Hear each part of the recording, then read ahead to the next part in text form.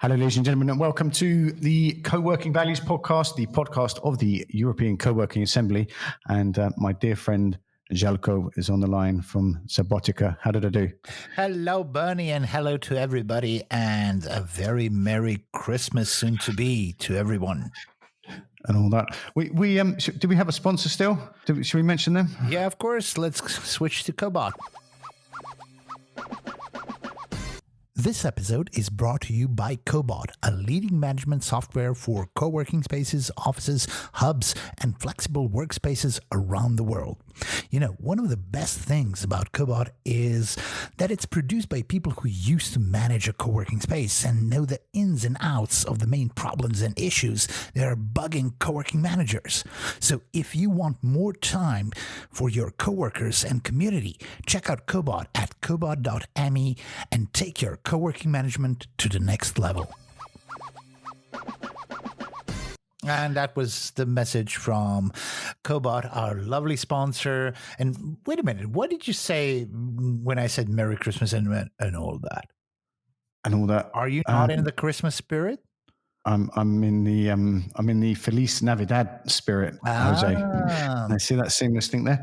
I'm nearly in the Christmas spirit. I hope we're not recording, but I just don't like Christmas. I just cannot wait for this time of year to be over.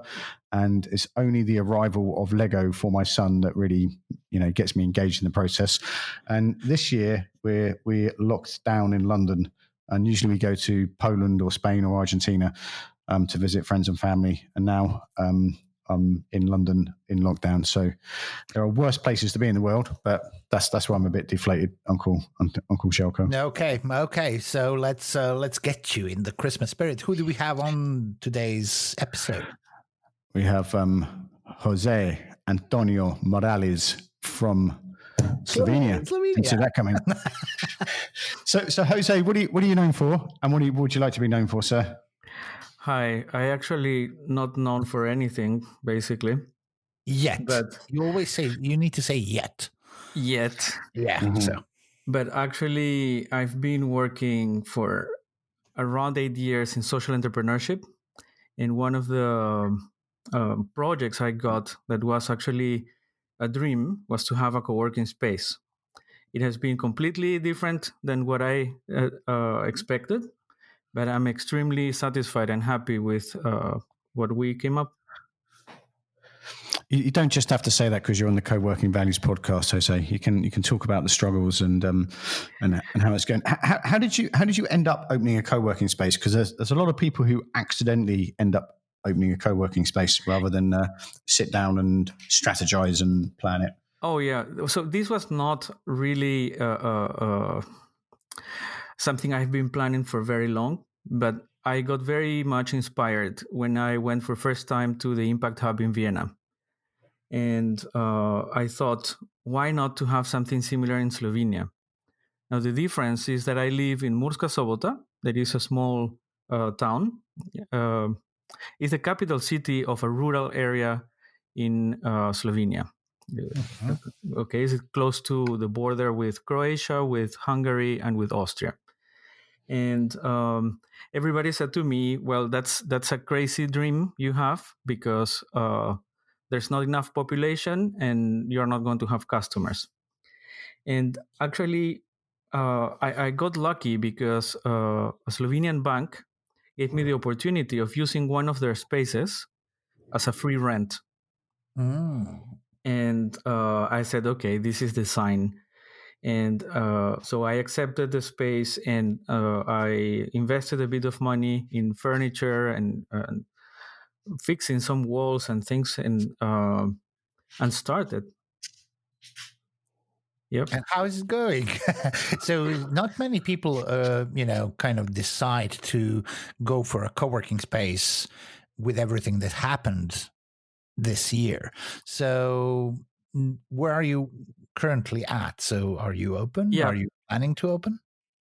No, it is open. So Aurora Co-working started almost 6 years ago. And the first 2 years were tough. I was the one cleaning it was a bit of a mess, and I was losing money every month. Yeah. But then something happened that made everything easier, and that's something that I would love to share with you. But so far, this year, we didn't lose any member. But I have to tell you that this is a micro co-working space, so we have 10 members, and but we have been using the space throughout the year. Yeah. Cool. So what happened? Please do share.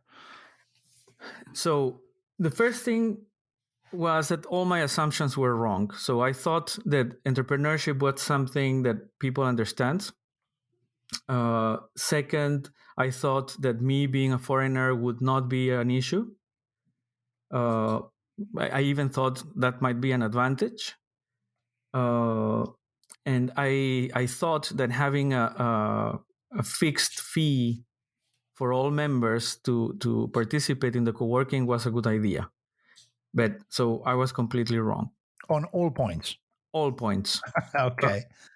So the first thing was that I didn't have enough members, so the fixed fee was always below the fixed expenses to run the co-working. So every month I was losing money. Being a foreigner made it suspicious to some people. So why is this Peruvian guy doing this stuff? And I heard or I read comments of people saying that I want to use the European Union and get the money and then fly back to Peru and things like that. But that I don't care so much. The thing is that I was losing money, and not only losing money, I was the one cleaning the toilets, cleaning the mugs and everything. So I was basically losing money to serve the members. And for a while was okay, but then it was just unsustainable to me. I couldn't get more members, and something was totally wrong. And I asked my co-working members, what do they think about this? And I said to them that I'm going to close the co-working if everything continues like that. And then is when the amazing thing happened. So they said, no, Jose, you're not going to close the co-working. Forget it. And I said, okay, but if I don't close it, how are you going to help me solve those problems, those wrong assumptions I got? And we came up with the conclusion of distributing the monthly expenses in equal parts. So if you are 10 members and you have 500 euros of expenses, then each one will pay 50 euros, including me. And that sounded good. And I said, okay, but that doesn't solve anything if the people goes on holidays and nobody pays. So we agreed that the membership is a long-term agreement, verbal agreement, and even if you don't use the space, you pay your fee. And okay, so we said, let's make the experiment until December, and it worked. So we continued, and we have more than 2 years with this. And it is amazing, not only because everybody took ownership, and I'm not losing money anymore, but we got more members because, of course, everybody wanted to pay each time less. So they saw that if one person comes, their fee is smaller. So at the time when we started, we were like 6 members. And now in average, we are 10.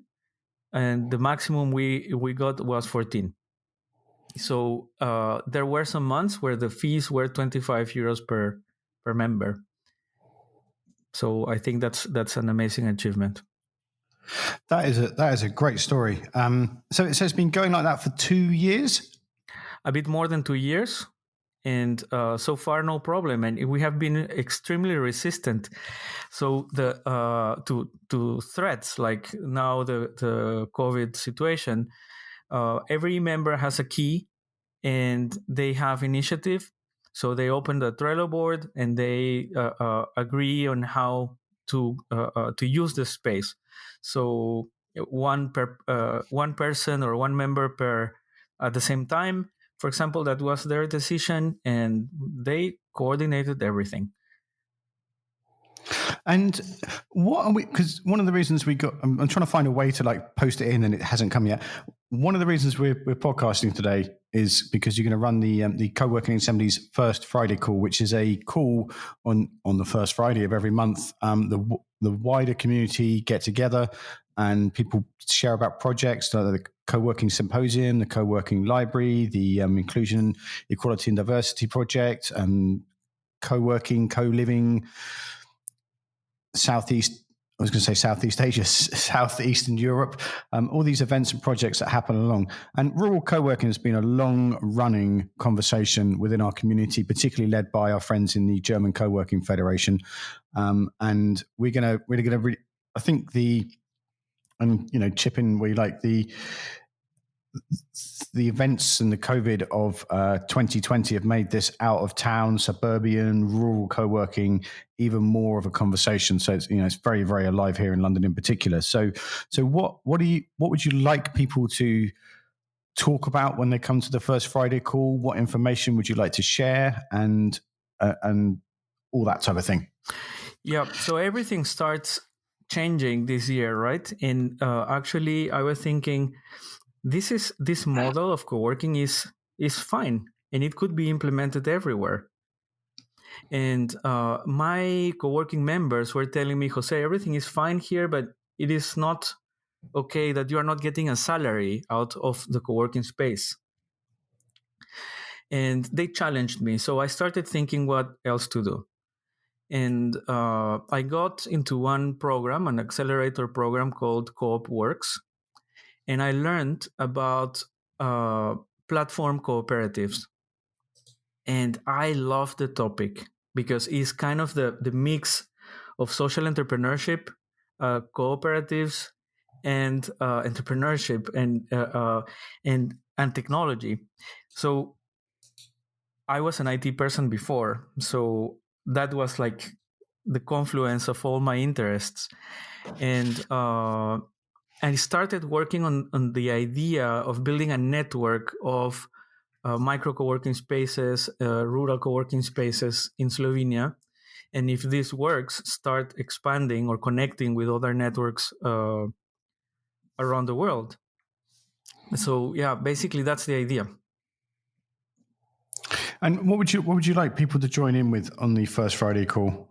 Like who would that call be great for people to come to?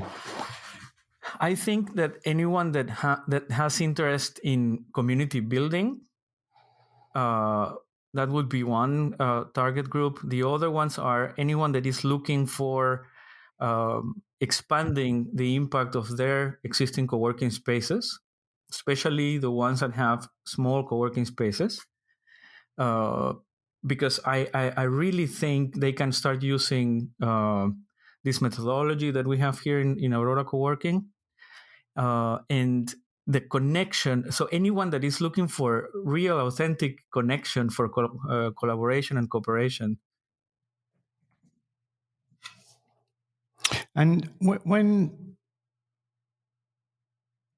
sorry, my mind has gone blank, gentlemen. And that's not a problem, Bernie. That sometimes happens when you interview too many people or not enough.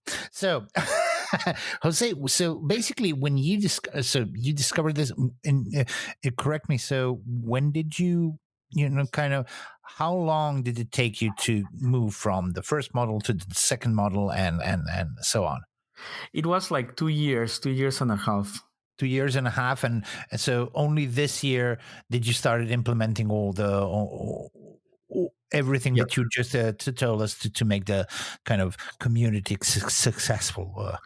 Yes, exactly. So how do you make community with people that are completely different and they have completely different interests? So the solution here was to identify what do they care about, and they care about the space, right? And I asked them, what do you care about in this co-working space? And basically the answer was, I don't want to be alone. when we work at home, we're comfortable, everything is fine, but we feel lonely.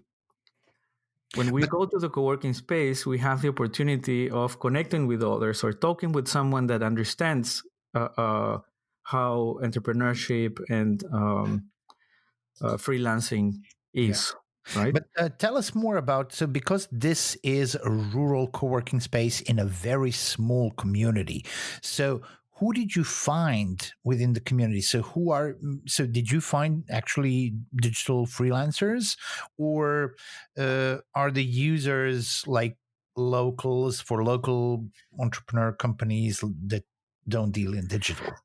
So we have IT developers that are solopreneurs and work for clients abroad. Mm-hmm. We have yoga trainers, Mm-hmm. also body trainers. We have one translator. We had sorry, we have two translators currently. We have one person that cares about and works with gardening and permaculture. She's also a writer, a book writer, Mm-hmm. and that's the kind of persons that we get. So Fantastic. yeah, Fantastic. And all of the people are basically like not the nomads, like they're embedded into the community, right? yeah. So they are locals. I mean, from the region. They are not from the same town. Yeah. Uh, but we had digital nomads stopping by. Oh, fantastic. That's even better. Yeah. So do you kind of advertise? What do you do? How do you promote rural co-working? And another question that I want to just add on this: in many places, when people say rural co-working, they kind of not only think about a co-working space that is a kind of a copy of a co-working space in a bigger town, because a co-working space in a bigger town is usually just office space and space that people work in.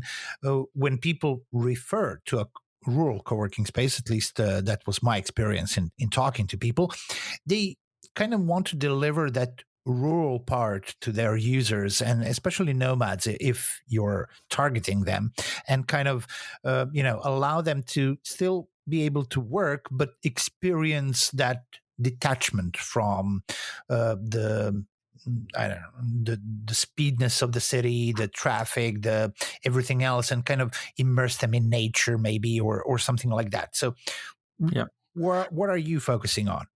So to be honest, we do not make advertisement. Yeah. Okay. Okay, and we are not making strong efforts on getting new members, because remember, we are focused on keeping our existing community. So that's where my efforts go. And but it happens that we get voice to voice kind of recommendations. And the digital nomads are not looking for ads. They basically are looking for cities, right? So they Google Murska Sobota, Slovenia, co-working, and then they are going to find ours because it's the only one. I understand that when we talk about rural co-working spaces, they are imagining a place with a fantastic landscape in front and a cozy, even elegant space where to work. That's not the case in Aurora Co-working. That's where in the city. But what we have is partners. So whenever we need to go to organize an event or invite people, uh, we can go to amazing places in the rural areas. But that's not part of our core idea at this point. Yeah, that's fantastic. So, what are the plans for the future? So, I really want to build a network, and I'm very surprised because a couple of years ago, I wanted to build a network of co-working spaces in Slovenia with intention of creating ecosystem. But I really didn't get uh, good enough responses, let's say. So everybody was like, yes, we need that, but nobody wanted to act. This year, it has been completely different. It looks like everybody realizes now we really need to get connected. And when I said that I'm planning to make a cooperative, so that the co-working spaces that join the network are owners of the network, it was much easier for them to understand. So although I am in the testing phase of the idea, I already have 4 groups that want to build a co-working space in a small town in Slovenia and join the network. So in January, we are sitting down these 4 parties to discuss when we create the cooperative and how do we start. So we will put a link. If you sign up for the newsletter, ladies and gentlemen, you can get a link to the Zoom call invite for the first Friday. Also, we'll put a link in the show notes to our podcast with Georgie from Barcelona, who started a small co-working space just outside. Actually, I say Barcelona, it's Madrid. Who started a small co-working space with his partner when they moved out of the city a while ago. And also Hector, our good friend, posted on, I think it was his blog, I put the link in the show notes, about, so you want to start a co-working alliance, because this coming together is a big thing for particularly independently owned co-working spaces or workspaces or maker spaces, or however you want to identify. And it's something we're hearing, that's really, really gathered a lot of momentum in 2020. So, Jose, we'll gather people for you, and if you turn up on Friday, the first Friday, or it will be the second Friday of January, because the first Friday of January 2021 is the 1st of January, and as committed as we are to the movement, I don't think we'll be showing up then. Is there anything you'd like to add, Jose, before we go, or where can people find you? We'll put a link to your to Aurora Co-working in the show notes. What else would you like people to know? There's something I would like to add. It is not only for micro co-working spaces in rural areas where I want to talk about. I heard that in Berlin, for example, there are pop-up co-working spaces that come and go, and they normally struggle because their fixed fees are a problem. So they cannot cover their expenses. So I guess that in big cities, there are small co-working spaces that could benefit from a system similar to the one I'm using with Aurora Co-working. So I think that the audience is much bigger, and I believe that the trend is not only the rural part, but the micro co-working space. So a space where you can feel safe, where the people that goes are your friends, and they stay for longer periods of time. And those are spaces where you don't receive training courses, classes, accelerators, nothing. It's just like a club. And I think that the concept, the concept could be replicated in many, many different scenarios. I agree. It's always very hard to articulate that community feeling and interaction that comes with being part of a shared and workspace and community workspace. So, Brother Zelko, anything to add before we head for the hills? No.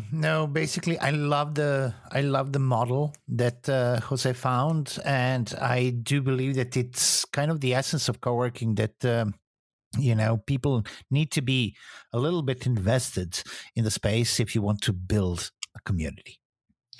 You do. We will see you. We will see you on the first Friday. It's the 8th, January the 8th, and it's 12 p.m. UK time, which is 12:30 p.m. UK time, and 13:30 Central European time. That's the word I'm looking for. Okay. Thank you very much for your time today, Jose. Take care. Thank you very much. Ciao.